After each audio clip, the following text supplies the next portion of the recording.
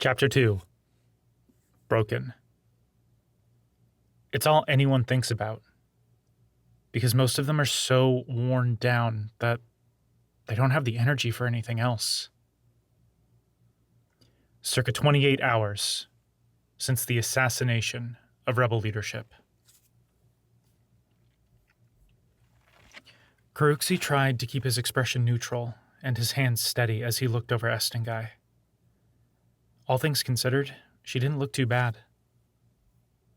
Estingai would only be adding one new scar to her collection, and this one would be partially hidden by some of the black stripes that decorated her skin. Mostly, she'd just have a lot of scrapes and bruises. The recovery geororals he'd strapped to her would take care of those, making them heal more quickly than usual. As Karuxi patched up a few cuts, lining the bandages with some antiseptic, he tried not to let his mind wander. Estingai had barely said a word since she'd returned. That wasn't abnormal, especially since she'd been lightless until they brought her a spare gem brace.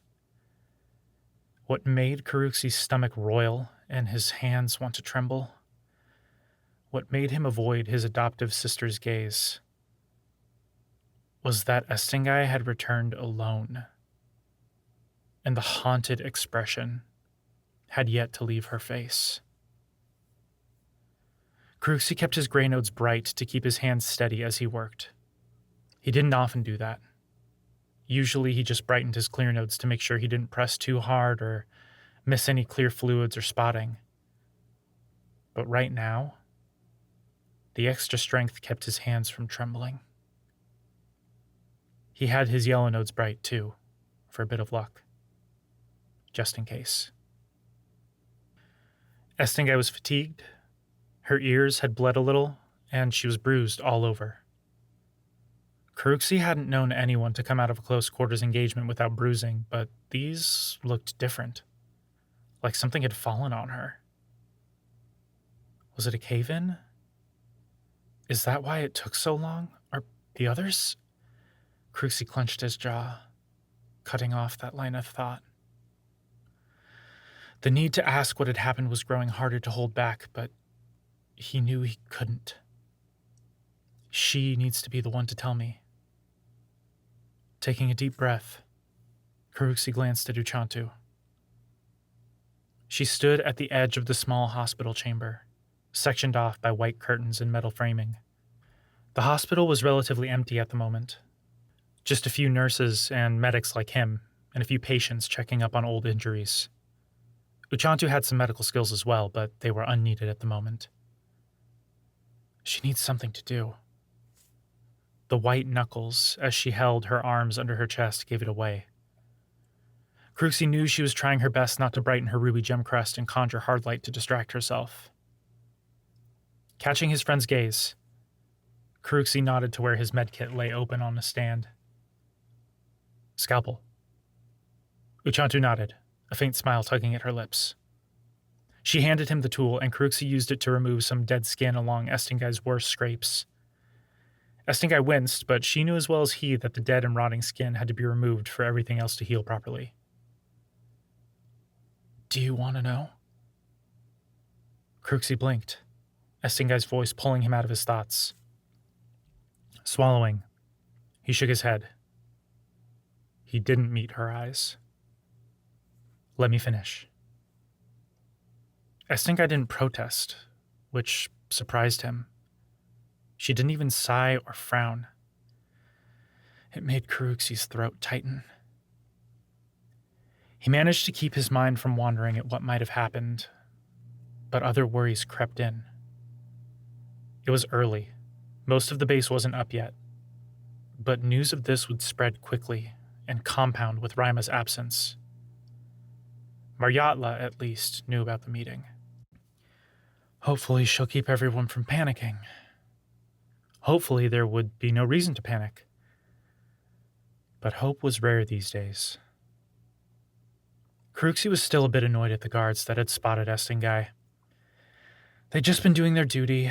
It could have been a trap, but Estingai also could have been in much worse shape for all they knew. Being lightless is bad enough. She wasn't lightless anymore, but she'd be close to it for the remainder of the week. They had gem braces in reserve, but those needed to be saved for emergencies.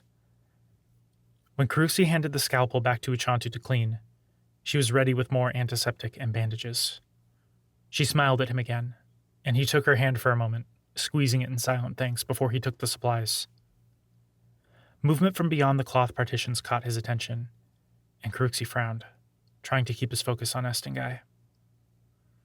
The relative silence as he worked was tense, rather than peaceful, and Karuxi knew the other medics and patients were on edge, as were those waiting just beyond the infirmary's curtains.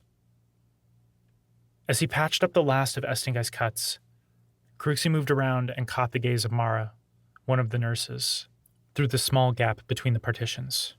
Her eyebrows rose in a question, but he frowned, shrugging. Just focus on Estingai. Make sure she's okay. That's what... Karuxi swallowed hard, hesitating for a moment as his mouth went dry, the muscles in his shoulders growing tight. He couldn't think about that, not now. He took a deep breath, trying to force the thoughts away. This wasn't the place to talk about what had happened anyway. The only place he and his family ever really had privacy was their suite, which was more than most got. They only had that to themselves because of their importance to the faction and the fact that they had done most of the work carving it out themselves. As Karuxi finished, looking over Estingai one last time, he glanced back at his medkit and frowned. They were getting frighteningly low on medical supplies. I hope Rima and Maryatla reached out to our mole in the Amaya. Even if they had, retrieving the shipment would be dangerous. That was why Rima had brought Estingai and Sfemaku along to the meeting with the other faction leaders. Their faction, Frozen Phantom, had intelligence networks, the last two Knights Reborn, and a favorable base. But the others had more general resources and space than they did. If they could combine... But Sfemaku and Rima didn't come back. And Estingai looked half dead when the guards brought her in. Karuxi. Estingai looked to Karuxi, then Uchantu. The Natari woman stood up straight, tense. Her eyes were fixed on Estingai. Karuxi bit his lip, then met his sister's eyes. What he saw there made his stomach clench. This isn't... They're dead. Her voice was quiet. The silence it left in its wake, deafening. Karuxi's legs trembled. They're all gone, Estingai said, voice just as quiet and empty as before. She killed the Remnant before we even had a chance. Who did? The Death Knight. Karuxi's heart pounded, chest tight. He looked to Uchantu and winced at the pale shade of red her face had taken. Estingai snatched his wrist. Karuxi flinched, gaze snapping to her. A storm flashed in Estingai's gaze for a moment. Then it was gone. Her grip slackened. I don't know what to do, she breathed, barely more than a whisper. How do we... She let go of his arm then, squeezing her eyes shut, then looked at him again. She wants me to tell her how to move on, that it's going to be okay. Karuxi hated when people assumed he could just do that. He made a point of trying to find something positive when he could. Sometimes things were too screwed up for him to even try.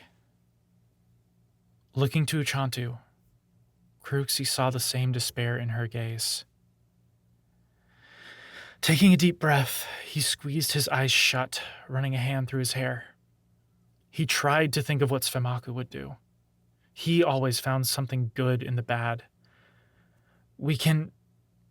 He stopped. We can what? This was our last chance. There's no point, Estingai said, as though she could read his thoughts. The defeat in her voice made his blood boil. That's just the after effects of lightlessness talking. Estingai's eyes flared. She grabbed one of the healing geororals and closed her eyes. Cruxy watched as the gem crest at her collarbone shone brighter. He frowned. Estingai shivered, then removed her hand from the healing geororal, showing its dull, lightless biogems. Cruxy gritted his teeth. Now no one can use that for a week unless we refill it with light from something else. There's no point, Estingai said, voice stronger, louder. She brightened her gray nodes and pushed herself up from the blankets and slab of stone that served as a pallet. Cruxy didn't back down as she glared at him. Don't you get it? She growled, voice raw. They're dead. Cruxy set his jaw even as he felt himself start to grow numb. He would not shut down. Not now. Darkness, they're really gone. He's gone. Estingai, Uchantu began. I know everything's awful, but you're... Don't! Estingai whirled on Uchantu, then glared between her and Cruxy. She was a terrifying mess. No armor, the clothes she wore tattered and cut away, where Cruxy had needed to peel off dirty, blood-soaked strips of fabric. She still bore sweat stains on the faded black shirt and undershorts. Where her clothes didn't cover her, bandages or bruises did. I'm nothing, Estingai snapped, voice like a whip. I'm a failure. I couldn't protect them. I couldn't even die along with them. What could I have done against the Death Knight? Even Matsanga couldn't beat her. We can't do anything. We're all enough. Estingai shut up, and Cruxy blinked. Usually it took a lot more than that to get Estingai to stop when she was angry. Cruxy's stomach twisted as that sank in. She really is broken. Estingai had stopped shouting, but she glared fire at him. She opened her mouth, the veins on her neck and forehead sticking out, but Cruxy beat her to it. Not here, he said, voice quiet but firm. You can be angry with me and Uchantu and the world all you want, but not here. Whatever you think, morale is still important. Cruxy's eyes flickered down as Estingai clenched her fists, and Cruxy closed his eyes for a moment, taking a deep, shuddering breath. How did Sfemaku manage to do this? Especially with her. She's so freezing hard on herself and feels everything so deeply. That was also why Sfemaku had loved her. Why Cruxy loved her. It was what made Estingai so great, and so infuriating. Cruxy tried to take a step back, to find a way to get through to her even as he wanted to go and collapse in a dark corner.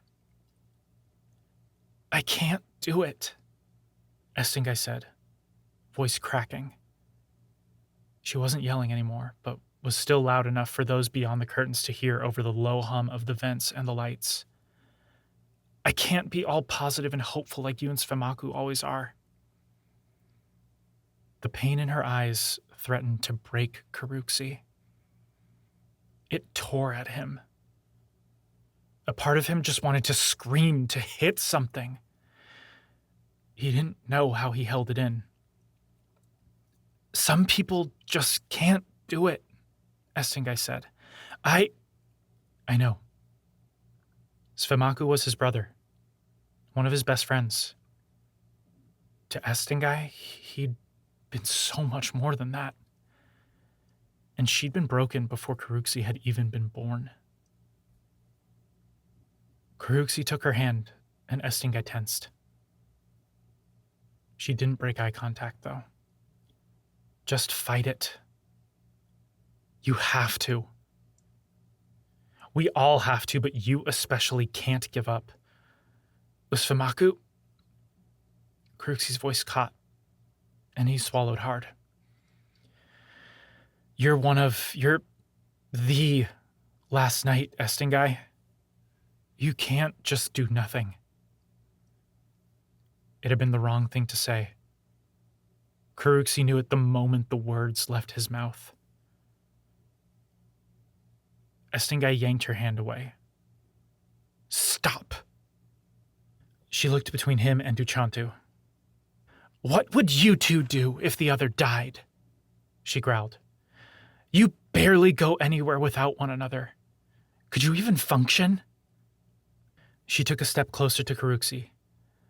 Try imagining that. Then you might have a hint of how I feel. Karuxi opened his mouth, but found he had nothing to say. He glanced at Uchantu, then back to Estingai, cold inside.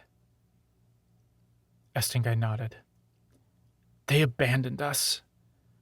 Kwashrima, Navisi, Matsanga, Svamaku, Kojatere. Karuxi frowned at the last two, throat tight.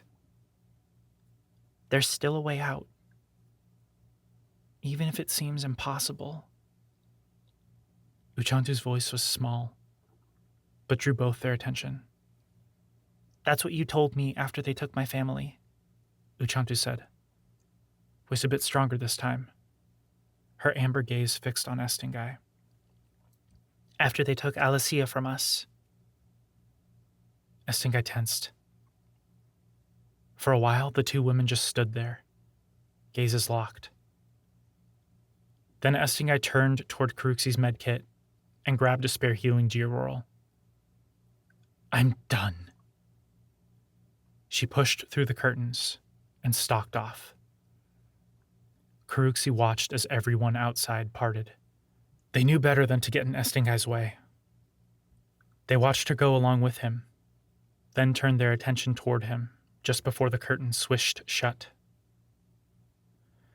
Karuxi's blood roared in his ears, heart pounding, legs trembling. Uchantu was there, easing him against the stone table as he slumped to the ground. Ice formed in Karuxi's stomach. He barely held back everything that threatened to crash down around him. He clung to Uchantu, and she to him, drawing strength from one another.